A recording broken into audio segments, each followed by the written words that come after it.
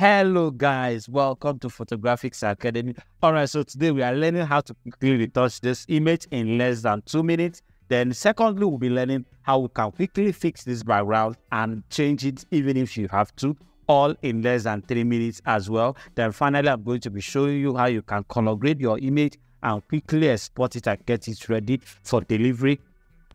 So everything won't take your time. That is why we are bringing it so that we can show you a very quick way you can get your jobs done in just minimal amount of time. And today we're going to be using Retouch Academy. Of course, if you have our pack, you are very much assured that the Retouch Academy is there. If you want to use this opportunity and grab yours, just go to the description and you will follow and you will see what to do. Okay, so lastly, if you want this image to practice along as we are learning, just go to the description and download it. So without wasting your time, let's get straight to the video. So I'm going to zoom in on the image. The reason I picked this image specifically is because it doesn't have a lot of details. It doesn't have a lot of stuff that you can call fancy. Yeah. So, and I am sure that as a beginner photographer, a lot of people go through this problem because their space is not so fine. They don't have a lot of sophisticated gadgets. It becomes a problem to even deliver good images, and that is the solution we have brought to you today. So no matter how small, no matter how bad you think it is, we can bring life out of it, and that's what I'm showing you. So quickly retouch your image. I'm going to quickly go to this particular option here called remove body and facial hair. Very powerful tool. Just click on it. The first thing is going to load up, which is your high pass, and this is where determine how much of the texture you are going to retain in your image while smoothing it. So to give you a very extreme result, I'm going to stick with 1 so that I will have a lot of smoothness on the skin. I'll press enter. Of course, this depends on the quality of camera you are using. If you are using a high pixel camera, then you should be considering somewhere around 1.5 or 2. Yeah, so you don't even keep a lot of textures. Then for this, the next one is the Gaussian blur, which determines the smoothness, just like the same concept of frequency separation. So I'm just going to place this one somewhere around 7. Yeah, that should work. Press enter. And the last one is your dust and scratches. Leave it the same way. This is where you are even generating new skin texture that you can use to complement your high pass texture. Then press enter and you are good to go. So just pick up your brush quickly. Make sure the flow is as high as possible. Make sure it's in the brush, the foreground is white, yeah, and just paint over your skin. So all you need to do is just to avoid your edges. Now, the beautiful part about this particular technique is that it takes away the skin hairs, the body hairs rather, the hair that's spilled on your object while you are shooting. It just takes care of them and as well gives you the smoothness you want in your picture. So I'm just going to paint over it, yeah, and you will see the amazing result we are going to get. Okay, so all you need to do, just make sure you're avoiding those hard edges so you don't take away the profile of the image.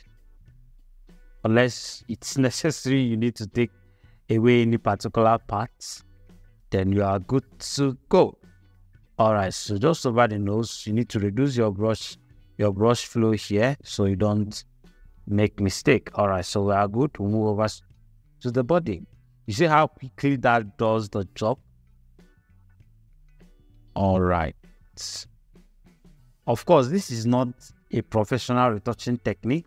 Yeah, but if you have a lot of jobs you need to deliver, clients that doesn't even pay attention to a lot of pixels and all of that, especially where you are not delivering for magazines and billboards, I think this will work for you perfectly. All you need to do is just take up your high pass a little bit more and you will get a very amazing result as you are working. Okay, so just paint over the arm like that.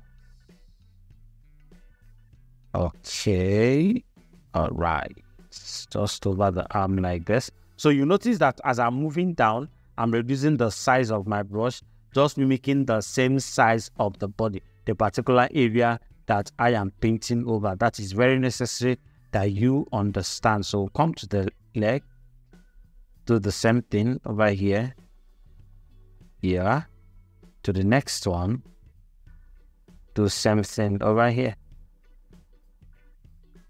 Beautiful. Okay, so we are done quickly.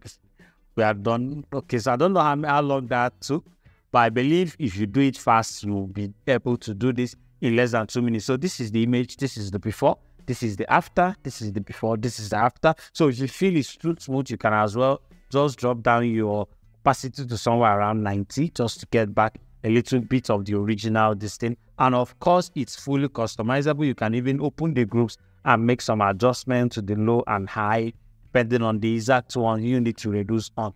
And we are good to go. All right, so the next thing we are going to be looking at is how to quickly fix our background, which is very necessary if you are going to get a very nice image. So I'm going to flatten this up. Now, to fix your background, pick up your rectangular marquee to make a selection of this area. Okay, so the reason we had this border is that the image was not shot 8 by 10. So I had to crop it and give those white borders to it so that I will be able to center her where I want to center her. So just make a selection of the edge, press Ctrl T and just drag it over like this by holding your shift. Do the same thing over here. So I'm just going to make a just select that area, press Ctrl T, drag all the way down, press enter. So don't bother about the pixels. Of course, we're going to be even taking away details from the background, so there's no need protecting the pixels. Do the same thing over here. So this is the only part remaining. I'm going to use my polygonal lasso tool and just make a selection of that wooden area, just like this, to make sure we do not lose anything. Okay, so feather it with 2, pick up your brush and quickly just introduce those areas like that. Quickly just introduce it like this. Beautiful. Press Ctrl D to deselect and just fix this remaining part, and we're good to go. So the next thing we're going to be doing, of course, I understand we need to restore this, so I think we need to pay attention to this line as we are trying to paint. So I'm just going to mimic the same line. Yeah, so the line is supposed to be at this point. So what we're going to do is that we're going to pick up our clone stamp tool, just make it big, make a selection of this place, come over to this place and put it there, just like that. Make another one and put it there. So we have something that looks uniform to this line down here. Very, very necessary for what we are going to be doing next. All right, so make a selection of the object by going to your quick selection to go to select subject and allow Photoshop to do its magic. All right, so once you are done with that, go close to modify your selection. And before you do that, right click on the object and go to select inverse so that the background will be selected instead of the object. So I'm going to be minusing and adding until we have a very good selection we can work with. So I need to minus this area by holding my alternate and minusing it. Just quickly does that. Zoom in on this area. So I need to plus the under. I don't need to hold anything. This is already in plus. I'm just going to add that, minus this, add this area, minus this part. So just make modifications to your selection. That is exactly what I'm doing. You can also go back to your polygonal lasso tool and use it to make some selection of the areas that quick selection tool is not doing a nice job at. Okay, I think we can work with that. Make a selection of this area as well, minus this part. Okay, nice. Okay, so make sure you're not losing her dress, because I noticed that it's mistaking some part of the dress for the background. So make sure you're not losing your dress, the arm over here. So this is the part where polygonal lasso tool might have to come in for that selection modification. Okay, just like this. Remember, I held my alternate before I started using the polygonal lasso tool. I held my alternate so that I can minus from the selection. If you hold your shift, that means you are adding to the selection. That is what I did over there, in case you're asking. Okay. So if you have any question pertaining to anything we are doing, we'll be so glad to provide you with answers. So just go straight to the comment section and ask your questions, and we'll try as much as we can to bring the answers to you so that you, my friend, can also get better. All right, so I think we're good with the selection. This can work for now, except this area. So we'll just add it. This shouldn't be a problem. Nice. Okay, so we are good. So the next thing we are going to be doing is to duplicate our background by dragging and dropping over this plus icon. Right, click on your image and make sure that layer where cut is selected. So the next thing we can do is to right click on the object and go to load selection. You can go to load selection. It's going to, sorry, I think we missed a step. Let me see where that is. Okay, so let's forget about that. Hold your control, go over to the icon of the layer you just cut out and click over it. It's going to reload the selection. It was actually supposed to reload the selection when I right click. I didn't know what happened, but okay, so this will work. So after making the selection, go to your filter, go to your blur, go to your Gaussian blur. You can decide to even use your mixer brush to just do this that I'm about to do now, but that will take you a longer process. Remember, we said how to do it as short as possible when it comes to time. So go to Gaussian blur, drag it as much as you can, but do not take it too extreme. Just the moment you smoothen out everything and it starts looking like it's all blended in, just stop there, press OK, press Ctrl D to deselect. We have our background properly smoothened out. Now the next thing we want to do is to add drama to it by adding a new background or a texture or whatever we want to work with to the background. So just make sure that you drag your object layer all the way to the top and have your background layer under. Then click on the background layer, go and find your background, then bring it into Photoshop. So let's go.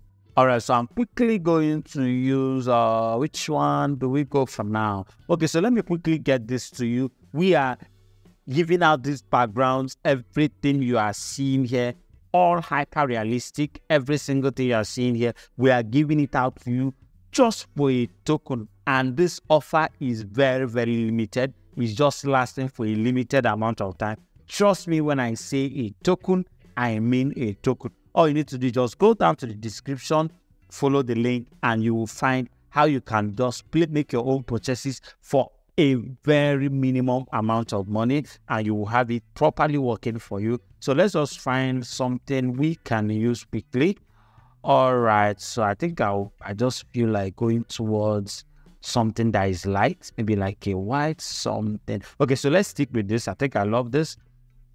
I'm going to position it over my object. Of course, it's not properly fitting in. I think she even needs to stay around here. So I'm going to put my anchor point on her by holding my alternate and dragging these dots here and positioning it on the neck. So you can do that manually just by holding your alternate. It places it to the point where you click, and that's why I held my alternate. Then scale the background in like this. Remember, I wanted to position her in this one, but I think this wouldn't show exactly what we are doing perfectly. I need something that will be contrasting, and that takes me to this one. Okay, so let's work with this. I'm going to quickly put this here, place it over my object, and scale it in just like that. Beautiful. So let me just place her somewhere where she contrasts the background. Beautiful. So just scale in until you have it positioned where you would want it to be. Okay, so this is something we can work with. Press enter. So the next thing you need to do to blend all of this in, of course, I noticed it's not looking like it. Just go to your normal, which is your blend mode, and change the blend mode to overlay, and immediately it starts looking realistic. Why? The original shadows in the former background begins to show up in a way that is so beautiful. Now, one thing you can do is to even restore the original shadow by just creating a mask for the background.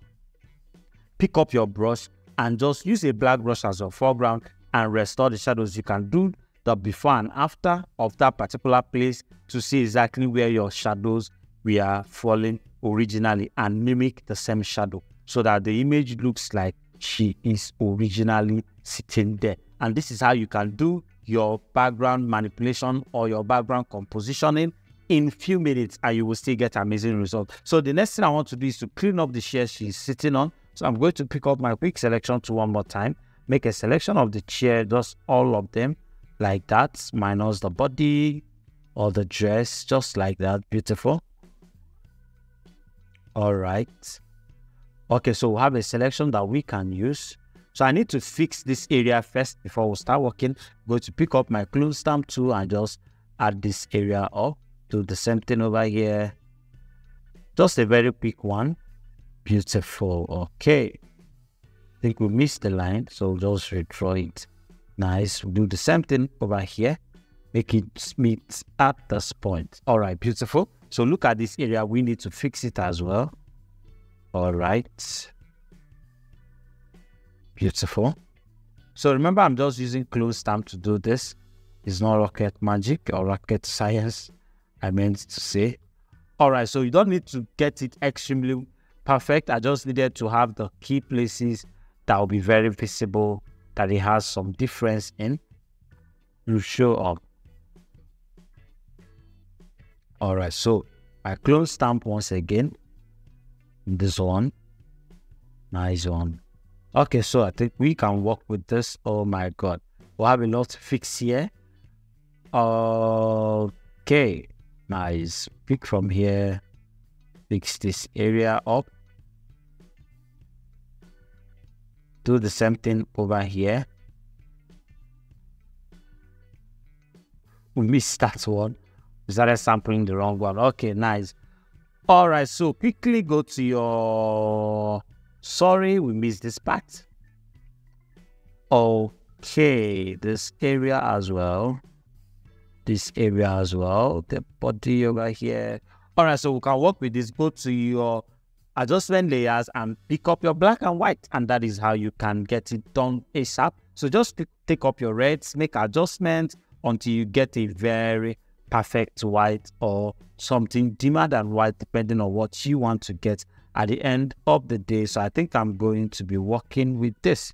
This is good. You can even decide to reduce the opacity just to show up the original materials of the chair, the original color and all of that. And once you are done, the last thing that we said we're going to be doing is to how to quickly color grade, which if you followed us for some time now, you already know what I'm going to do. So for a quick color grading, just go to your solid colors, pick up any color that looks very close to that of your object. You can even decide to mimic her own skin tone by clicking, then brightening it up just a little to make it look different. Press OK, hide the solid color, make a duplicate of your object, get a mask for it, go to select, go to color range, and make a selection of her skin tone quickly. So what I did was I used my eye picker brush, eye picker tool to pick a particular part of the image, then go to the plus, the one that has plus on it, and started adding to the selection. That is how you can quickly make a selection of your skin, especially when you are working with a contrasting skin from the dress and the background. So it makes it very easy for Photoshop to identify what is what and all of that. Okay, so you can increase the fuzziness a little to make the transition smooth. Press OK. So use this mask to replace this one. You can now delete your duplicate and you have the color practically on just her body. Yeah, of course there will be spills here and there. Change the blend mode to soft light, reduce the flow or the feel, go to your brush and just zoom in to manually brush into the areas that didn't get it very well, somewhere like the neck. Yeah, I intentionally left out those areas because it was going to start selecting the hair as well, which I do not want. Beautiful. Okay, so below the arms over here, do that, go to the shoes, and we are good to go. All right, so I noticed when I was cleaning that this area is still having some stuffs that are not good. And to fix this, create a mask for your original image. Create a mask, pick up your brush, make sure foreground is black, and just restore the hair over there. Beautiful. You have that properly done, and we are good to go. So let me show you the overall before and after. This is the before, this is the after, this is the before, this is the after. This is how we can quickly change stuff. Even if you want to probably add some colors to the background to have a very definite contrast, you can go over here, create a solid color adjustment layer above the two. Maybe let's try something towards a cooler tone. Something like that. Press OK. Change the blend mode to color or even overlay. It's going to just mix it up a little. Yeah. So you see the way it just created extra separation for our object and still kept everything as realistic as possible. And to crown it all, we're going to be creating a global color grading. Go to your filter, the photo filter, and make sure you pick up your cooling tone, because we already introduced some cooling lights into the background. So to make everything blend up together, you have to introduce a cooling tone and just reduce the feel as much as you can. Just start extra touch and we are good to go. So this is the overall before and after when we started, though this is not the overall. I'm going to flatten this up, take a snapshot in my history panel and come all the way to the up. So this was the image when we came into Photoshop, and this was the image after. The very quick tips and tricks we're able to show you that you can even apply in your own work and see amazing results. Make sure you are subscribed to this YouTube channel, and if you're not, if you are subscribing, make sure you turn up your notification bell to get notified every single time we drop a new video. Like I said before, if you need this image to be able to practice along, just go to the description and download it, and you are good to go. See you on the next video. Bye.